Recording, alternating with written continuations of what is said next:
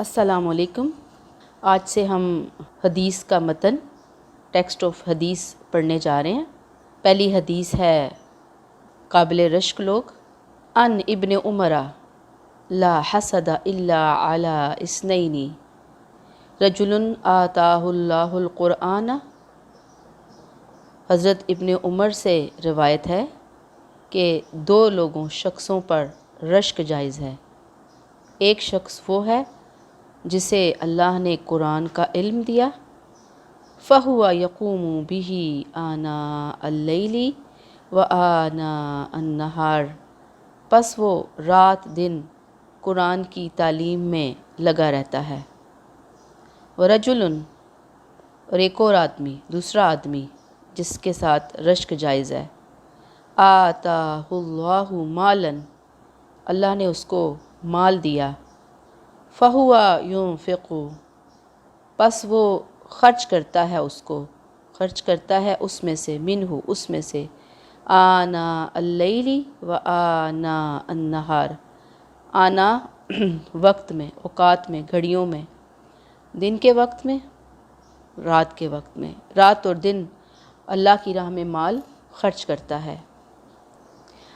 اب یہ جو حدیث کا پورشن ہے، اس میں حدیث کا جو ترجمہ ہے وہ 4 نمبر کا ہوگا، یعنی 10 نمبر کا سوال اگر آتا ہے تو 4 نمبر کا اس کا ترجمہ ہوگا، یعنی کہ اگر آپ بالکل ایکوریٹ ٹینسز کا، ناؤن پروناؤن کا خیال رکھتے ہوئے ترجمہ کرتے ہیں، جیسے کہ آپ کو 3rd ایئر اسلامیات میں قرآن کے پورشن کے حوالے سے بتایا گیا تھا کہ ایکوریٹ ترجمہ لکھنے پر 4 نمبر میں سے 1 نمبر پوائنٹ بھی نمبر آپ کا نہیں کٹ سکتا، لہٰذا ترجمے کے حوالے سے اچھی طرح اس کو سمجھ بھی لیجئے اور رٹا بھی لگا لیں، انشاءاللہ تعالی ہر لحاظ سے فائدہ مند ہوگا۔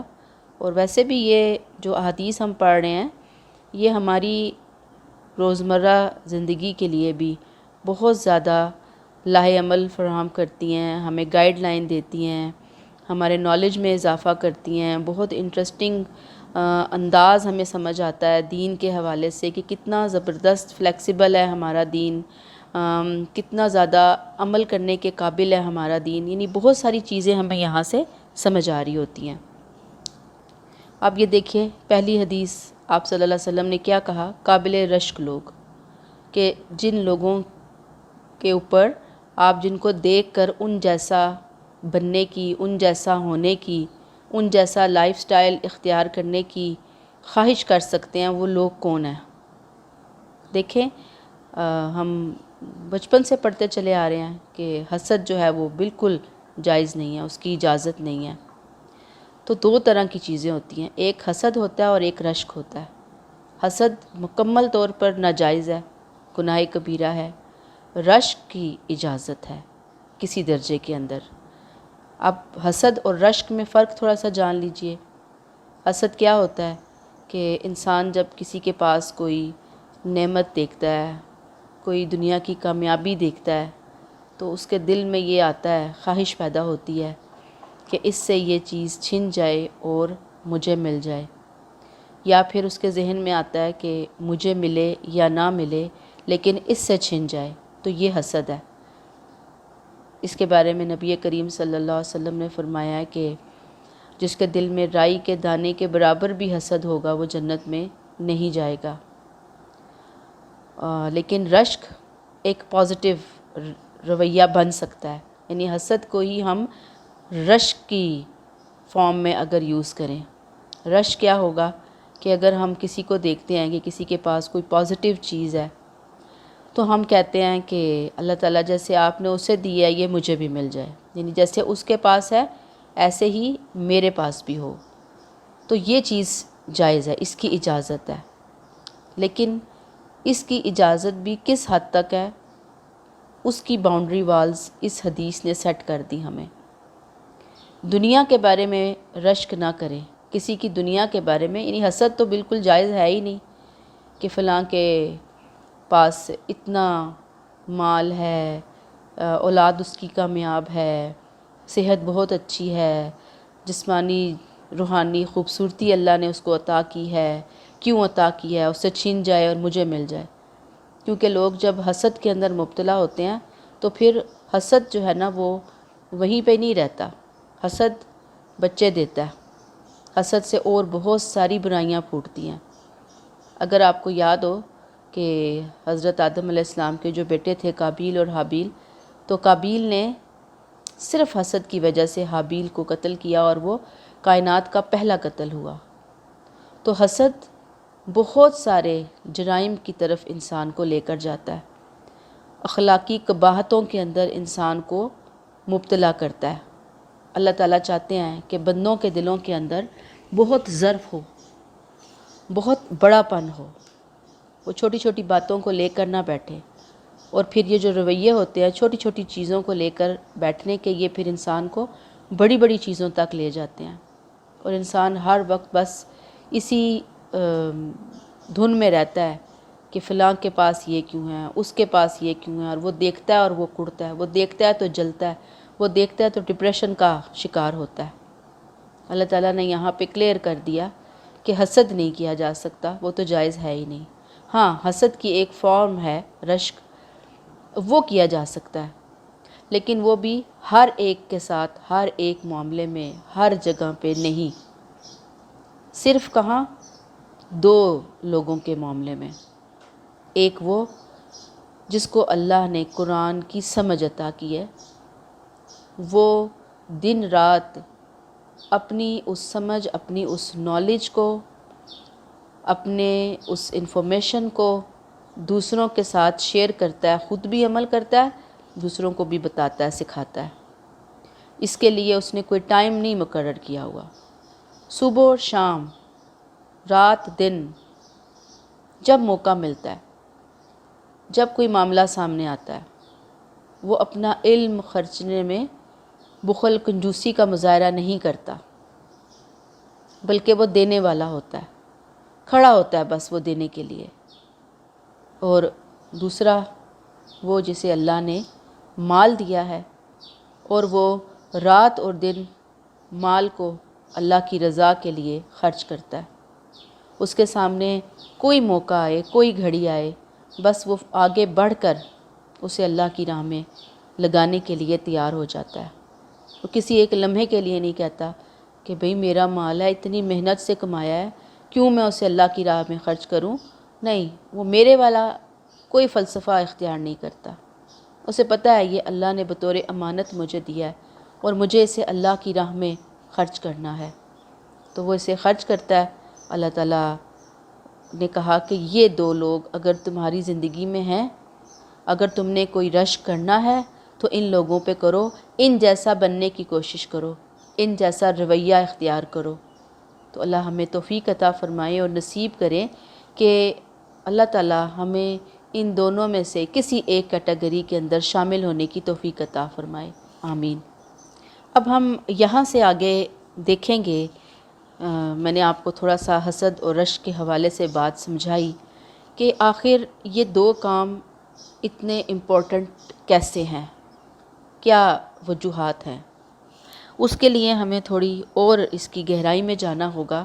سب سے پہلے تو ہم قرآن کے حوالے سے جانیں گے کہ اللہ تعالیٰ نے قرآن میں خود قرآن کی اہمیت اور فضیلت کیا بیان فرمائی کہ جس کی وجہ سے اس شخص کے اوپر رشک کو جائز قرار دیا، قرآن کی خدمت کو ایک بہترین خدمت قرار دیا۔ اللہ تعالیٰ کیا کہتے ہیں، تو سب سے پہلے ہم فضائل قرآن مجید کی روشنی میں جانیں گے۔ اللہ تعالیٰ نے قرآن پاک میں فرمایا القرآن العظیم، قرآن بڑی عظمت والا ہے۔ پھر اللہ نے فرمایا القرآن الحکیم، قرآن بڑی حکمت والا ہے، یعنی عظمت والا ہے قرآن، حکمت والی ہے یہ کتاب۔ تو جو اتنی عظمت اور اتنی حکمت والی چیز ہو، بس ظاہری بات ہے کہ اس کے ساتھ جڑنا، اس کا قرب حاصل کرنا، اس کے لیے محنت اور خدمت کرنا، اس کے لیے کوشش کرنا، یہ خود اس انسان کے لیے کتنی ہی اجر کی بات ہوگی جو اس کام میں شریک ہوگا۔ پھر اللہ تعالیٰ فرماتے ہیں وَنُنَزِّلُ مِنَ الْقُرْآنِ مَا هُوَ شِفَاءٌ وَرَحْمَةٌ لِّلْمُؤْمِنِينَ، قرآن اہل ایمان کے لیے شفا اور رحمت ہے۔ پھر فرمایا اللہ تعالیٰ نے والقرآن المجید، قرآن مجید بڑی بزرگی والا ہے۔ پھر اللہ نے فرمایا وقرآن المبین، قرآن مجید ایسی کتاب ہے جس کی آیات کو بڑی تفصیل سے بیان کیا گیا ہے۔ ایسے ہی قرآن پاک کو برکت والی، بشارت والی، الفرقان یعنی حق و باطل میں فرق کرنے والی کتاب کہا گیا ہے۔ اب یہ جو قرآن کے حوالے سے میں نے آپ کے سامنے فضائل رکھے، اگر آپ کو یاد ہو تو 3rd ایئر کی اسلامیات کمپلسری کے بالکل شروع میں ہم یہ ساری ڈیٹیل پڑھ کے آئے ہیں۔ آپ دیکھ لیں کہ یہ جو ڈیٹیل قرآن کی آیات کی روشنی میں ہے، اور میں آپ کو بار بار ایک ہی نقطے کی طرف لے کر جا رہی ہوں کہ جنہوں نے اچھے مناسب نمبر لینے ہیں انہیں ان آیات کو اچھی طرح سے یاد کرنا ہوگا اور اسے اچھے طریقے سے لکھنا ہوگا۔ تو جو لوگ وہاں پر یاد کر کے آئے ہیں، اگر انہیں یہ والی آیات مشکل لگ رہی، ویسے تو یہ سیم تقریباً وہی ہیں، تو وہاں سے بھی وہ یاد کر سکتی ہیں بچیاں۔ پھر قرآن کی عظمت اور فضیلت کو سمجھنے کے لیے ایک بہت جامع آیت ہے، یا ایھا الناس قد جاءکم موعظۃ من ربکم، اے لوگو یقیناً تمہارے پاس تمہارے رب کی طرف سے ایک خاص پیغام نصیحت آ گیا ہے۔ اور اس پیغام نصیحت میں ظاہری بات ہے کہ بیماریوں کے لیے شفا ہے جو سینے میں ہے، ہدایت اور رحمت ہے۔ تو بہرحال اللہ تعالیٰ نے اس کتاب کو معرفت الہی کا راستہ بتایا ہے، حق بنایا ہے، ماننے والوں کے لیے دنیا اور آخرت میں کامیابیوں کی صدار دیتی ہے یہ کتاب۔ اسی لیے اس سے جڑنا اور ایسے شخص کے اوپر رشک کرنا جائز بنتا ہے۔ پھر ہم دیکھتے ہیں فضائل قرآن احادیث نبوی صلی اللہ علیہ وسلم میں بہت سی احادیث آئی ہیں، ہم موٹی موٹی بات سنیں گے۔ مثلاً باعث سکینت، نبی کریم صلی اللہ علیہ وسلم نے فرمایا کہ اللہ کے گھروں میں جس گھر میں بھی لوگ اکٹھے ہوں، قرآن کی تلاوت کریں گے، درس و تدریس میں مصروف ہوں گے یعنی سیکھنے اور سکھانے میں، تو وہاں ان پر ایک خاص سکینت نازل ہوگی، ان کو اللہ کی رحمت ڈھانپ لے گی، فرشتے ان کو گھیرے میں لے لیں گے اور اللہ تعالیٰ اپنے پاس والوں کے سامنے ان کا تذکرہ کریں گے۔ پھر ایک اور روایت ہے کہ یہ سکون و طمانینت قرآن کی وجہ سے نازل ہوتی ہے، یعنی ایک خاص سکینت، اللہ کے فرشتوں کے ساتھ گھیرا، کس قدر زبردست بات ہے۔ اور اللہ تعالیٰ اپنے پاس والوں میں، یعنی کہ اللہ کے پاس جو اللہ کے مقربین فرشتے ہیں، ان فرشتوں کی محفل میں اللہ تعالیٰ ان اہل قرآن کا ذکر فرماتے ہیں کہ جو اللہ کی خاطر اکٹھے ہو کر قرآن پڑھ اور پڑھا رہے ہیں۔ تو اللہ تعالیٰ ہمیں اگر یہ موقع دیں تو ہمیں اس موقع سے ضرور فائدہ اٹھانا چاہیے۔ اپنی زندگی کے ٹائم ٹیبل کے اندر، اپنی دیگر مصروفیات کے ساتھ ساتھ ہمیں یہ بھی شیڈیول کرنا ہے کہ ہم تھوڑا تھوڑا ٹائم، آج کل تو مختلف قرآن کلاسز ہمارے ارد گرد آن لائن واٹس ایپ پہ جاری اور ساری ہیں، کہ ہم تھوڑا سا ٹائم اہل قرآن میں شامل ہونے کے لیے بھی ضرور لگائیں تاکہ اللہ تعالیٰ کی رحمت ہمیں اپنے گھیرے میں لے سکے۔ پھر دلوں کا زنگ اتارنے کا ذریعہ ہے، نبی کریم نے فرمایا کہ بے شک لوگوں کے دلوں کو زنگ لگ جاتا ہے، جس طرح لوہا زنگ آلود ہو جاتا ہے جبکہ اس پہ پانی پڑ جائے۔ تو صحابہ نے پوچھا کہ اے اللہ کے رسول، دلوں کے زنگ کو صاف کرنے کا طریقہ کیا ہے؟ تو آپ نے کیا کہا کہ موت کو کثرت سے یاد کرنا اور قرآن کی تلاوت کرنا۔ گویا یہ ڈٹرجنٹ ہے دلوں کی صفائی کے لیے، اور ہم میں سے ہر شخص کو زندگی کے آخری سانس تک دلوں کی صفائی کی ضرورت ہے، اور وہ ہوگی کس سے؟ قرآن کو سمجھ کر پڑھنے سے۔ پھر مقرب فرشتوں میں شمولیت، آپ نے فرمایا صلی اللہ علیہ وسلم نے کہ قرآن کے حروف یا معانی میں کمال حاصل کرنے والا مقرب فرشتوں کی مجلس اور جماعت میں داخل کیا جائے گا۔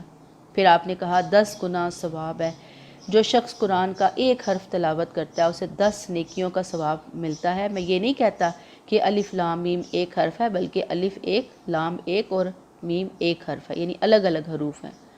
پھر افضل عبادت قرار دیا اس کو، نبی کریم صلی اللہ علیہ وسلم فرمایا میری امت کی سب سے افضل عبادت تلاوت قرآن کریم ہے۔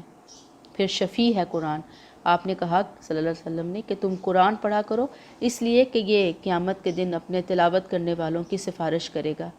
رسول صلی اللہ علیہ وسلم نے فرمایا کہ قرآن مجید اور اس کی صورتیں اللہ کی بارگاہ میں اپنے تلاوت کرنے والے کے واسطے سفارش کریں گی۔ پھر آپ نے یہ بھی فرمایا کہ حافظ قرآن کو کہا جائے گا کہ تو قرآن کی تلاوت کرتا جا، جنت کے درجات اور منازل پہ چڑھتا جا۔ ظاہری بات ہے کہ اس تلاوت میں عمل شامل ہے، یہ بہت ضروری بات ہے جو ذہنوں کے اندر رجسٹر کرنی ہے۔ تیری آخری منزل وہی ہوگی جہاں تو تلاوت ختم کرے گا۔ پھر آپ نے کہا کہ حافظ قرآن کی شفاعت سے اس کے اقربا یعنی رشتہ داروں میں سے 10 ایسے آدمیوں کی سفارش کی جائے گی جن پر جہنم واجب ہوگی۔ لیکن یہاں پر بھی رک کر اس حافظ قرآن کو دیکھیے کہ جو یعنی کہ علم پر عمل کرنے والا ہے، باعمل حافظ قرآن، اس کی بات ہو رہی ہے۔ اب ہم لوگوں نے تو یہ سمجھ لیا ہے نا کہ جیسے بس حفظ کر لیں اور یہی کافی ہے۔ صرف حفظ کافی نہیں ہے۔ جس نے قرآن کے حلال کو حلال اور حرام کو حرام نہ جانا تو پھر قرآن اس کی سفارش کیسے قبول کرے گا؟ تو اس کو سمجھنا بھی ہے اور اس کو یاد بھی کرنا ہے۔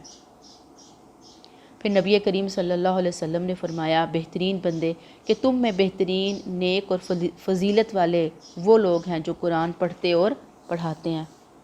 پھر آپ نے فرمایا کہ والدین کو تاج پہنایا جائے گا، یعنی جس شخص نے قرآن پڑھا، اس پر عمل کیا تو اس کے والدین کو قیامت کے دن ایک ایسا تاج پہنایا جائے گا جس کی روشنی سورج کی روشنی سے بھی تیز ہوگی۔ تو اب بتاؤ بھلا اس شخص کے بارے میں تمہارا کیا خیال ہے کہ جو خود قرآن پڑھنے والا اور اس کے اوپر عمل کرنے والا ہو۔ پھر غم کا علاج ہے۔ آپ صلی اللہ علیہ وسلم کی دعاؤں میں ہے، اللہم اجعل قرآن ربیع قلبی وجلاء ہمومی واحزنی۔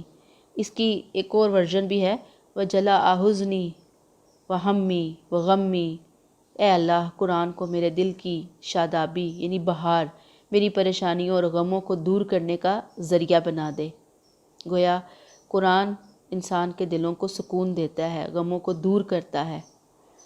پھر قرآن میں مشغولیت، آپ صلی اللہ علیہ وسلم نے فرمایا کہ اللہ کہتے ہیں کہ جسے قرآن نے اتنا مشغول کر دیا کہ کوئی دوسرا ذکر نہ کر سکا، اس وجہ سے اسے دعا مانگنے تک کی فرصت نہ ہوئی، تو میں اسے مانگنے والوں سے زیادہ عطا کرتا ہوں۔ یعنی اس کی مشغولیت اتنی زبردست مشغولیت ہے۔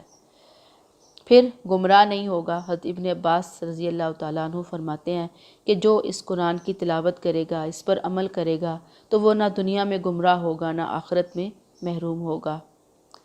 حافظ قرآن کا مقام، آپ نے فرمایا کہ قرآن کے حافظوں کی عزت کرو، جو ان کی عزت کرتا ہے وہ اللہ کی اصل میں عزت کرتا ہے۔ تو یہ پہلے شخص کی جو فضیلت ہم نے جانی کہ اس پہ رشک جائز ہے۔ اور کیوں رشک جائز ہے؟ کیونکہ قرآن اتنی بڑی دولت، اتنی بڑی نعمت، اس نے اللہ کی رسی کو اپنے ہاتھ میں تھاما ہوا ہے۔ اور وہ حدیث تو ہم پڑھ کر آئے نا کہ تم میں سے بہترین وہ ہے جو قرآن سیکھے اور سکھائے۔ تو ظاہری بات ہے کہ اگر ایک شخص بہترین کام کر رہا ہے تو ہمیں بھی اس جیسا بننے کی کوشش کرنی ہے اور دعا بھی کرنی ہے۔ پھر ہم دیکھتے ہیں اسی حدیث کا دوسرا حصہ کہ وہ شخص بھی قابل رشک ہے جو اللہ کی خاطر اپنا مال اللہ کی راہ میں دن اور رات خرچ کرتا ہے۔ تو مسلمانوں میں سے، ہم میں سے ہر ایک کو یہ تمنا رکھنی چاہیے کہ اللہ تعالیٰ اگر آپ مجھے بھی مال اور دولت سے نوازیں تو مجھے بھی ایسا دل دیں کہ میں آپ کی خاطر آپ کے دیے ہوئے مال کو صبح و شام آپ کے راستے میں خرچ کروں۔ اب یہ جو انفاق فی سبیل اللہ ہے، اس کے حوالے سے اس کی اہمیت ہم جانیں گے کہ آخر اس میں اللہ تعالیٰ نے کیا ایسی چیز رکھی کہ جس کو اپنانے کے بعد اس شخص کو دوسروں کے لیے رول ماڈل بنا دیا گیا۔ اس کے لیے ہم پہلے وہ چیز دیکھیں گے جس کو اللہ تعالیٰ نے قرآن میں بتایا کہ وَأَنفِقُوا فِي سَبِيلِ اللَّهِ وَلَا تُلْقُوا بِأَيْدِيكُمْ إِلَى التَّهْلُكَةِ۔ اللہ کی راہ میں خرچ کرو اور اپنے آپ کو اپنے ہاتھ سے ہلاکت میں نہ ڈالو۔ یعنی اگر کوئی شخص اللہ کی راہ میں خرچ نہیں کرتا تو گویا وہ اپنے آپ کو اپنے ہاتھ سے ہلاکت میں ڈالتا ہے۔ مال خرچ کرنے میں ہی انسان کا فائدہ ہے۔ اور وہ حدیث آپ نے سنی ہوگی کہ آپ صلی اللہ علیہ وسلم نے فرمایا کہ ہر روز صبح سویرے 2 فرشتے اترتے ہیں، ایک دعا دیتا ہے کہ اے اللہ ان میں سے جو خرچ کرنے والے ہیں اس کے مال میں برکت ڈال دے، اور ایک فرشتہ کہتا ہے کہ اللہ تعالیٰ ان میں سے جو روک کر رکھنے والے ہیں اس کے مال کو تباہ و برباد کر دے۔ تو آپ دیکھیں کہ صبح صبح جو بندے نیت کر لیتے ہیں کہ آج ہم نے اللہ کی راہ میں دینا ہے، یا انہوں نے اپنی زندگی کا ایم بنایا ہوا ہے اللہ کی راہ میں دینا، فرشتوں کی دعاؤں کے اندر وہ شامل ہو جاتے ہیں۔ اور جو نہیں خرچ کرتے، قرآن کی یہ آیت بھی بتا رہی ہے کہ وہ اپنے آپ کو ہلاکت میں ڈالتے ہیں، اور فرشتے کی بددعا بھی ہمیں نظر آ رہی ہے کہ وہ بندہ ہلاکت میں پڑ جاتا ہے۔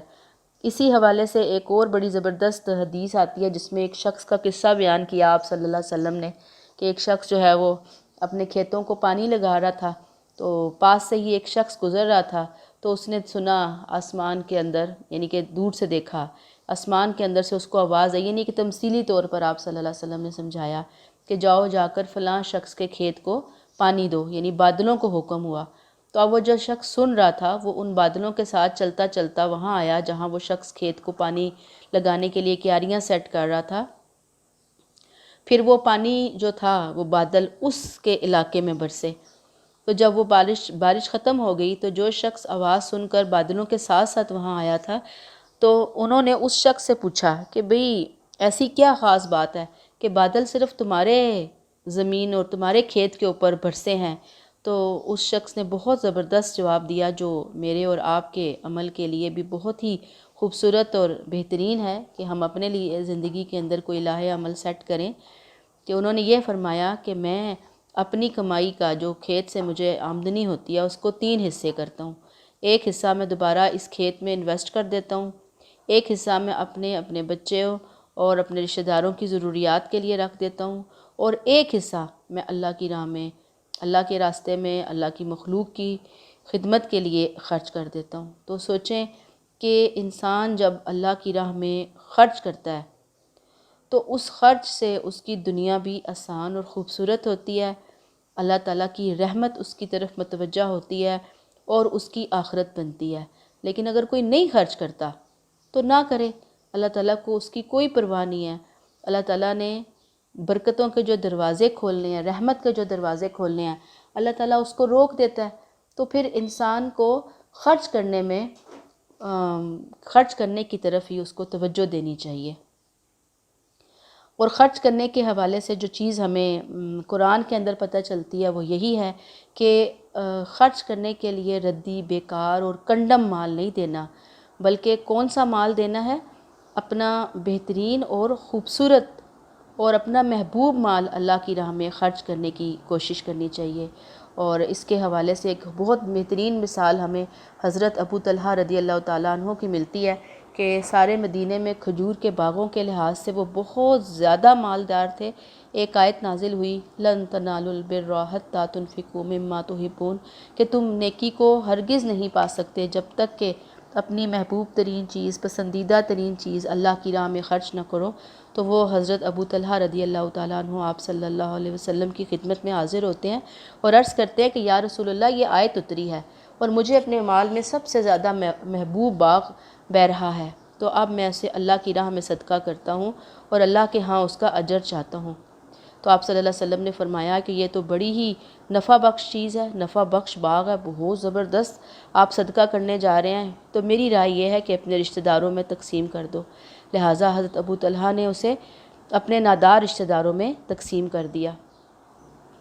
تو یہ جو محبوب مال کو خرچ کرنا ہے، اللہ تعالیٰ نے یہاں کلیئر کر دیا کہ تم نیکی کا وہ مقام پا ہی نہیں سکتے، اس میرٹ پر آ ہی نہیں سکتے کہ جہاں پھر ہم بندوں کو نوازنا شروع کرتے ہیں۔ اور وہ میرٹ کیا ہے کہ انسان اپنی بہترین چیز اللہ کی راہ میں خرچ کرے گا تو اللہ کی رحمت اس کی طرف متوجہ ہوگی، اسے اپنے گھیرے میں لے لے گی۔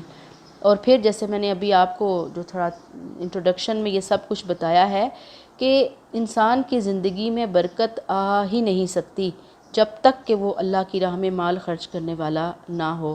اور بہرحال کہ یہ جو مال خرچ کیا جائے گا، اس میں جو بہت اہم بات ہے وہ جو ہمیں ذہن میں رکھنی ہے، سب سے بڑی بات کہ اللہ کی خاطر مال خرچ کیا جائے، اس میں کوئی ریا نہیں ہونی چاہیے، دکھاوا، یعنی کہ کوئی احسان جتانا نہیں ہونا چاہیے، کوئی دکھ دینا نہیں ہونا چاہیے، کوئی اذیت دینا نہیں ہونا چاہیے۔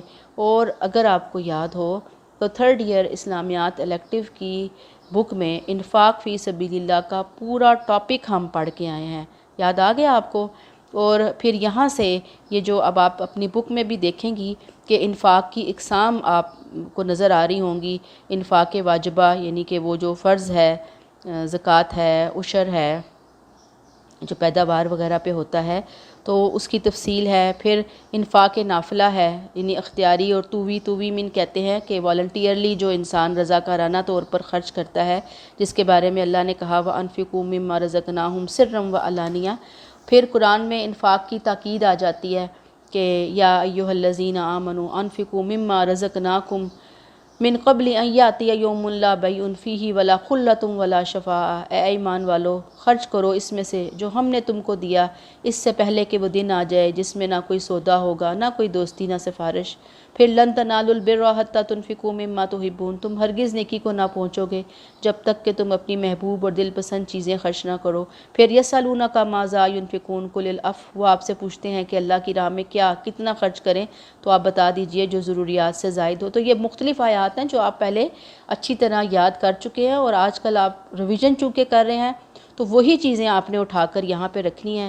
پھر انفاق فی سبیل اللہ کی برکتیں ہیں، ثمرات ہیں، مطلب گناہوں کی مغفرت کا ذریعہ بنتی ہے یہ کہ آپ جب خرچ کرتے ہیں تو اللہ تعالیٰ اپنے فضل سے گناہ معاف فرما دیتا ہے۔ پھر صدقے سے مال میں اضافہ ہوتا ہے کہ انسان اصل میں شیطان اس کے کانوں میں پھونکے مارتا ہے نا کہ خرچ کرو گے تو اپنی ضروریات کیسے پوری کرو گے، ابھی تو تمہاری فلاں ضرورت ہے، فلاں ضرورت ہے۔ تو اللہ تعالیٰ نے بتا دیا کہ نہیں، جو اللہ کی راہ میں مال خرچ کرتے ہیں ایک دانے کی سی ہے جس سے 7 بالیاں اگے، ہر بالی میں 100 دانے ہوں۔ یاد ہے آپ کو یہ مثال؟ پھر اللہ کی خوشنودی حاصل ہوتی ہے، اخلاقی اور سماجی حالات کی بہتری ہوتی ہے معاشرے کے اندر۔ تو گویا انفاق فی سبیل اللہ جہاں اللہ کی رضا کو کھینچ لانے والا ہے، وہیں معاشرے کے اندر محبت کے جذبات، امن کے جذبات آتے ہیں، عام لوگوں کے ساتھ انسان کے تعلقات بہتر ہوتے ہیں، ان کی زندگیوں میں جب سکون اور اطمینان آتا ہے تو امیروں کی زندگیوں میں بھی سکون اور اطمینان آتا ہے۔ تو اللہ تعالیٰ ہمیں توفیق عطا فرمائے کہ ہم انفاق فی سبیل اللہ کی روح کو سمجھیں، اس کے ثمرات سے فائدہ اٹھانے کی کوشش کریں۔ اصل بات یہی ہے کہ ہمارے مقابلے کا میدان، نیکیوں کے اندر مقابلے کا میدان قرآن اور انفاق ہی ہے، اور قابل رشک، قابل تقلید ہے وہی شخص کہ جو دن رات اللہ کے دین کی خدمت کے لیے رفع عامہ کے کاموں یعنی ویلفیئر کے کاموں میں مصروف رہتا ہے، صدقہ جاریہ کے معاملات کو نبھاتا ہے، اور اس کا ثواب جو ہے ہمیشہ خرچ کرنے والوں کو پہنچتا رہتا ہے۔ یہ بڑا پیارا شعر ہے آپ کی بک میں کہ نام منظور ہے تو فیض کے اسباب بنا، پل بنا، چاہ بنا، مسجد و تالاب بنا۔ اگر تجھے اللہ کے ہاں کوئی نام چاہیے نا تو پھر دنیا کو فیض پہنچا۔ آپ صلی اللہ علیہ وسلم نے فرمایا نا کہ اللہ کی فیملی میں اللہ کو محبوب وہ شخص ہے جو اللہ کی مخلوق کے ساتھ سب سے اچھا ہے۔ تو اللہ تعالیٰ یہ شعر میں کیا کہا گیا؟ پل بنا، یعنی پلوں کی جہاں ضرورت ہے پل بناؤ، کنویں ضرورت ہیں کنویں کھدواؤ، مسجدیں ضرورت ہیں مسجدیں بنواؤ، تالاب چاہیے تالاب بنواؤ۔ گویا مخلوق کی خدمت کے لیے اور پھر پلس اللہ کے دین کی سربلندی کے لیے مال خرچ کریں۔ اللہ تعالیٰ ہمیں توفیق عطا فرمائے کہ یہ جو دو چیزیں ہم نے یہاں پہ پڑھی اور جانی، اس پہ ہم عمل پیرا ہوں، اس کو اپنی زندگی کا حصہ بنائیں اور اللہ کی رضا حاصل کریں۔ دعاؤں میں یاد رکھیے گا۔ السلام علیکم ورحمۃ اللہ وبرکاتہ۔